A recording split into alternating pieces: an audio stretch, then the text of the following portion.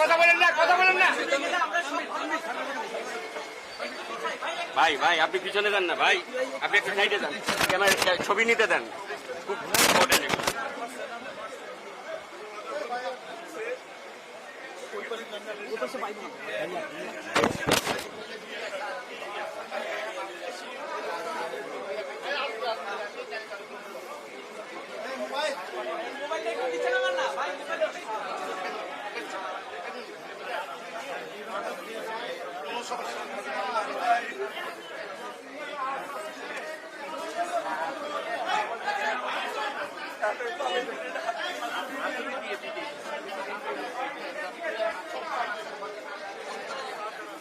সার সার সার সার সার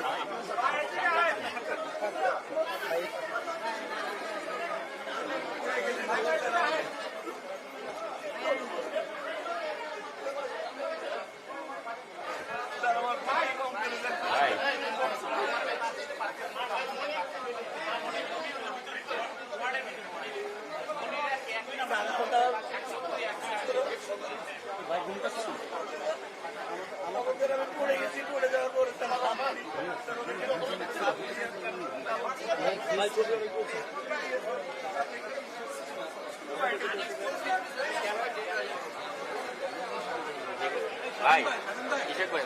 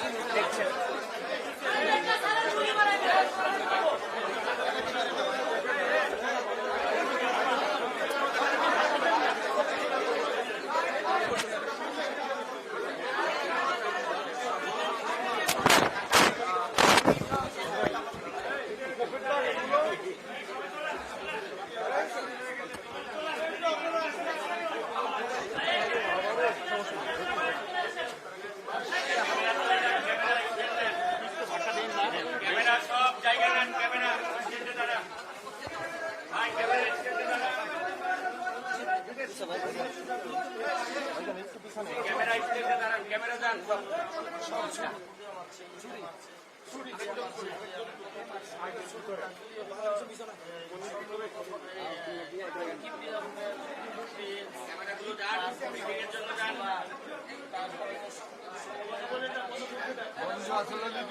মাথাটা একটু ব্যাগে দেন, আপনার মাথাটা ব্যাগে দেন।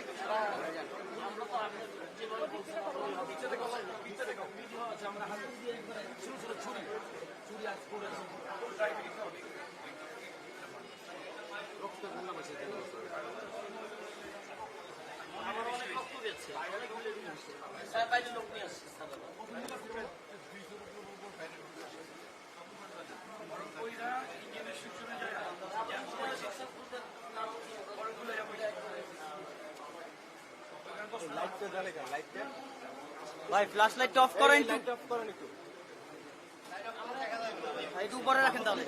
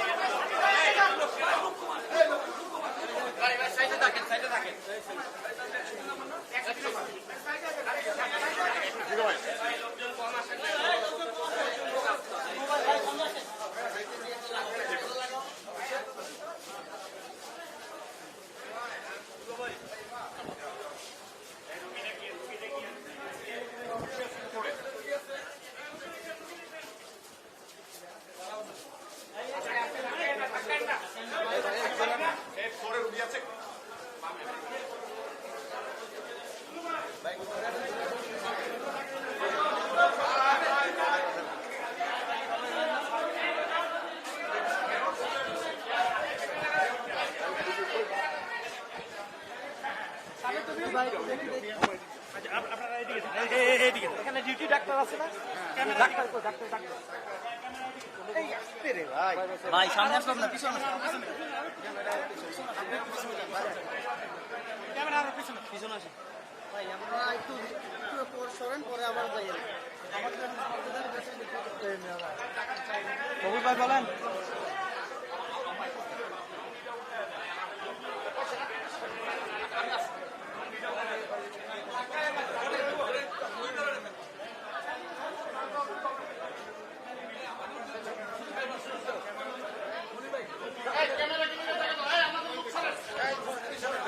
ভাই পিছনে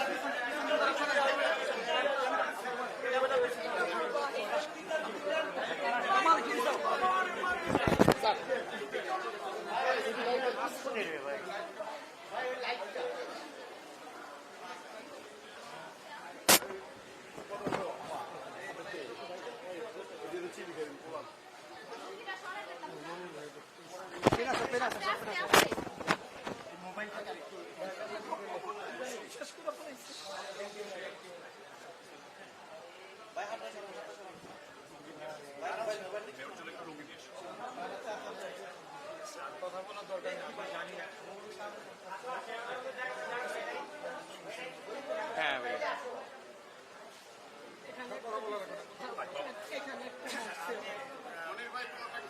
চিন্তা করার দরকার নাই, টেনশন করার দরকার নাই। আমরা সর্বোচ্চ চিকিৎসা ব্যবস্থা করব। আরও যত উন্নত চিকিৎসা লাগে সেটা আমি ইতিমধ্যে দায়িত্ব দেওয়া হয়ে গেছে। আমাদের যে সাবেক কমিশনার টিপু সাহেব উনি খোঁজখবর রাখতেছেন।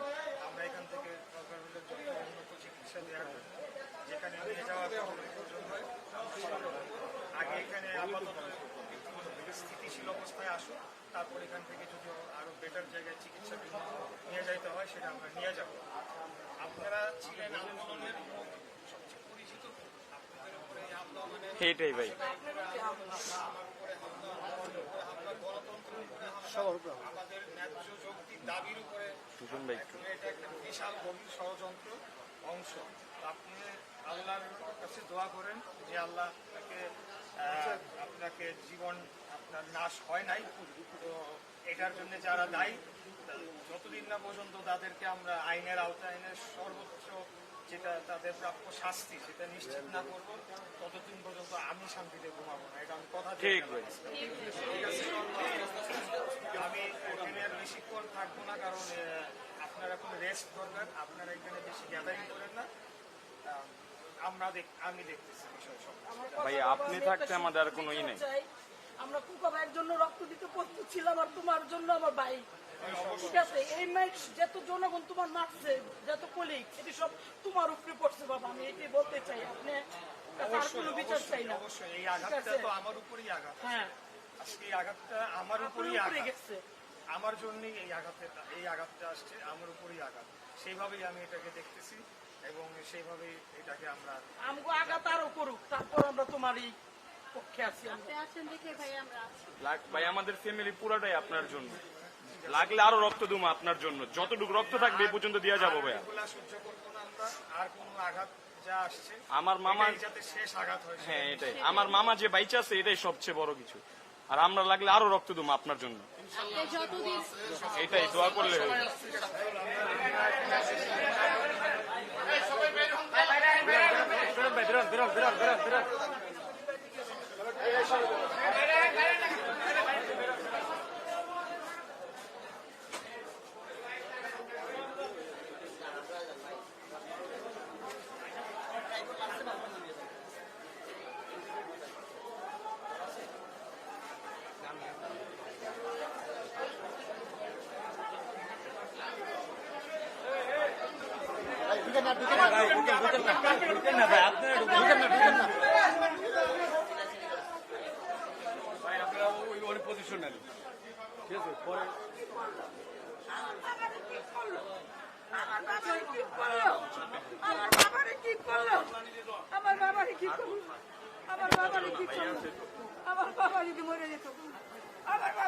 ইনশাল্লাহ আমাদের সবার দোয়া আছে, সবাই দোয়া করছে ইনশাল্লাহ।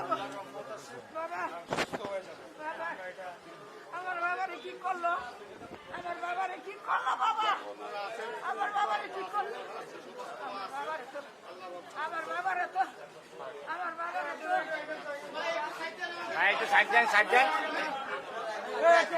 জান তো বাইরে না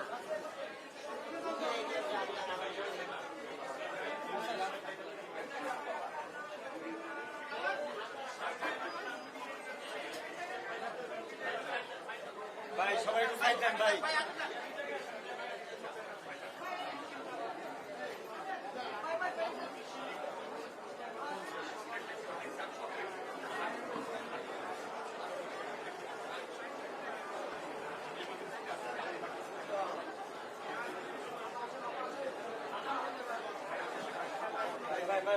ভাই সবাই যাবেন ভাই, সবাই যাবেন ভাই।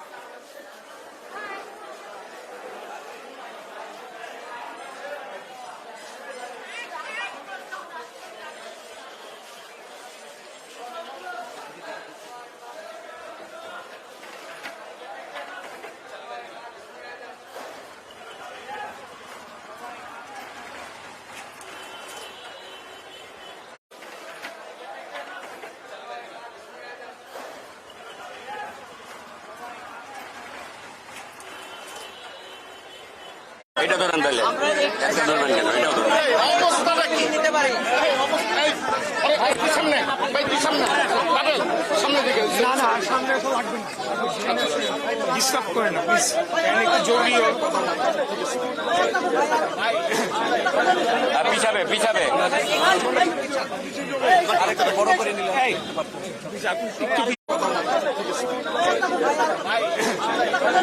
পিছাবে পিছাবে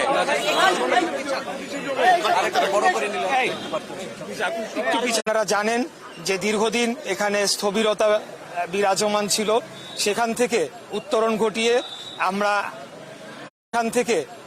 ঘটিয়ে আমরা সকালে ঠিক কয়টার সময় আমি বলতে পারবো না, নগর ভবনে একদল স্বৈরাচারের দোসর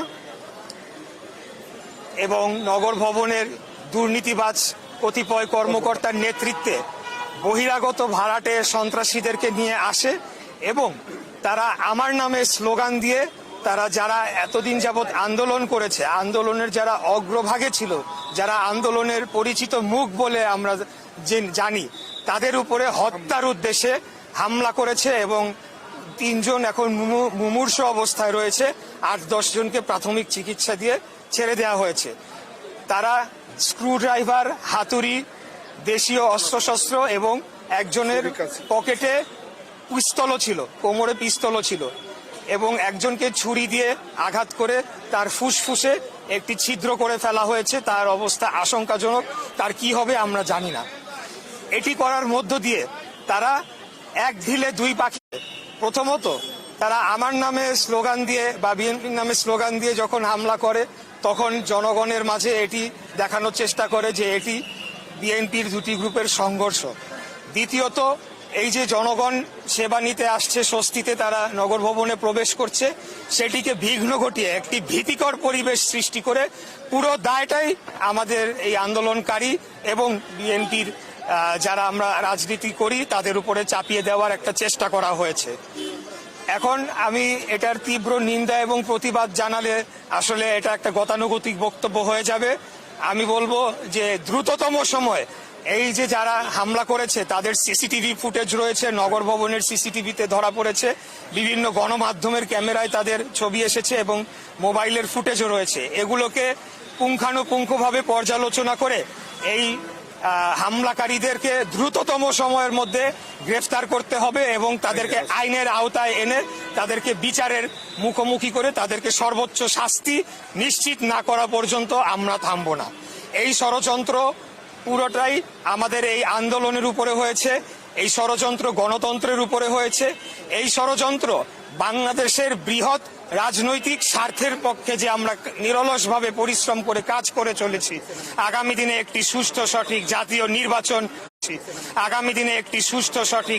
নির্বাচন জানিয়ে আসছি, সেগুলোকে ব্যাঘাত ঘটানোর জন্য এবং সেই গণতন্ত্রের উপরে একটা হুমকি প্রদান করার জন্যই এই হামলাটি করা হয়েছে। এই হামলার এই হামলার নেতৃত্ব দিয়েছে, আমি যারা আহত রয়েছে তাদের সাথে কথা বলেছি, গোলাম কিবরিয়া রুবেল নামে একজন কর্মকর্তা রয়েছে তিনি, এবং আরিফুজ্জামান প্রিন্স নামে আরেকজন কর্মচারী নগর ভবনের। এই দুইজন মূলত এবং তাদের নেতৃত্বে কতিপয় স্বৈরাচারের দোসর হিসেবে যাদেরকে ইতিমধ্যে চিহ্নিত করা হয়েছে, যারা সাইদ খোকনের সময়, তাপসের সময়, ইতিপূর্বে আওয়ামী লীগের সময় সকল সুযোগ সুবিধা এই রুবেলের নেতৃত্বে ভোগ করেছে।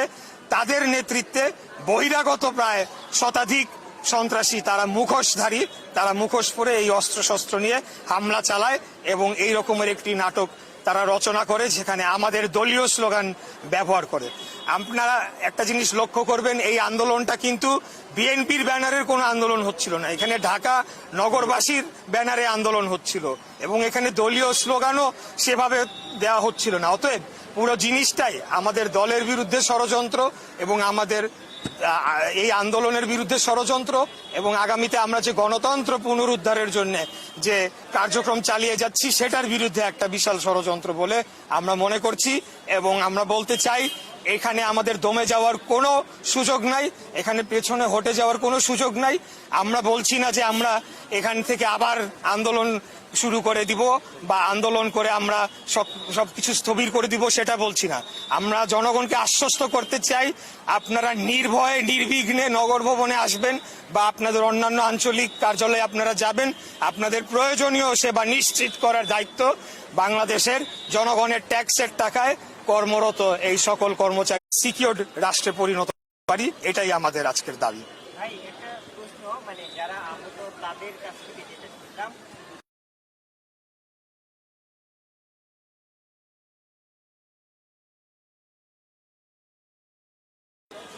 বর্তমান যে স্থানীয় সরকার উপদেষ্টা তার সঙ্গেও এই যারা হামলা চালিয়েছে তাদের ঘনিষ্ঠতা রয়েছে। এই বিষয়ে আমি যেটা বলতে চাই, দেখেন, একটা রাজনৈতিক সৌহার্দ্যপূর্ণ পরিবেশ বজায় রাখার জন্য দীর্ঘদিন যাবৎ আমরা চেষ্টা করে চলেছি। আমরা যথেষ্ট ধৈর্য ধরেছি, অত্যন্ত ধৈর্য সহকারে এই সরকার যে শুরু থেকেই বাংলাদেশের সংবিধান লঙ্ঘন করেছে, মহামান্য সুপ্রিম কোর্টের আদালতকে অবমাননা করে চলেছে, জনগণকে বৃদ্ধাঙ্গুলি দেখিয়েছে, আমাদেরকে মানুষের মতো মানুষ মনে করে নাই, তারা আমাদেরকে এক শ্রেণীর মানে পশুর মতো আচরণ করেছে।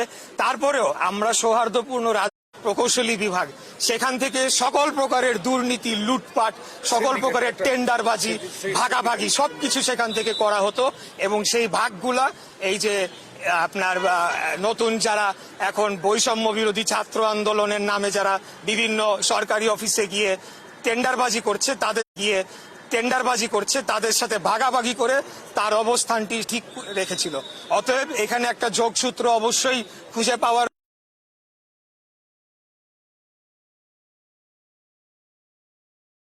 আরিফুজ্জামান প্রিন্স, এরপরে সাথে আরো যারা ছিল তাদেরকে অবিলম্বে গ্রেফতার করে তাদেরকে যদি যথাযথভাবে জিজ্ঞাসাবাদ করে তাদের কার্যক্রম তারা যেটি করেছে তাদের মোবাইল ফোন চেক করে এবং তাদের অন্যান্য কার্যক্রম যদি তদন্ত করা হয়, তাহলে এই আপনি যে অভিযোগটি তুললেন যে স্থানীয় সরকার উপদেষ্টার সাথে যোগসাজশ, সেটি বেরিয়ে আসার সম্ভাবনা রয়েছে বলে আমি মনে করি।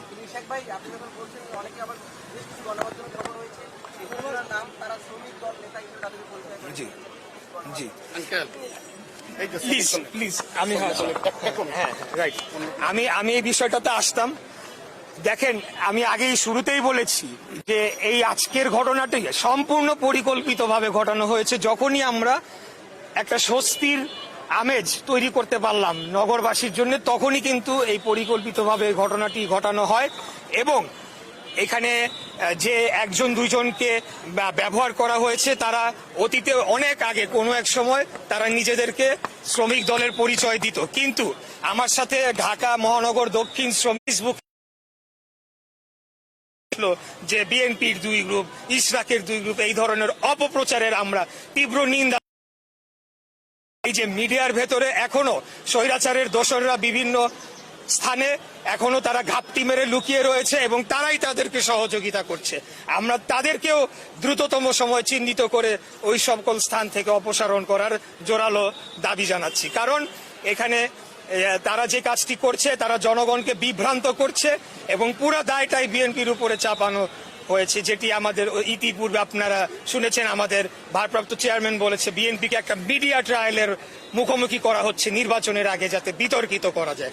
যেটি আমি বলেছি যে এক ঢিলে 2 পাখি মারা হচ্ছে, আন্দোলনের উপরে একটা হামলা আসছে, আন্দোলনকারীরা যাতে মনোবল হারিয়ে ফেলে আর কোনোদিন আন্দোলনে না আসে সেই চেষ্টা করা হয়েছে এবং পুরো দায়টা আমাদের উপরে অথবা বিএনপির উপরে চাপানোর একটা চেষ্টা করা হয়েছে।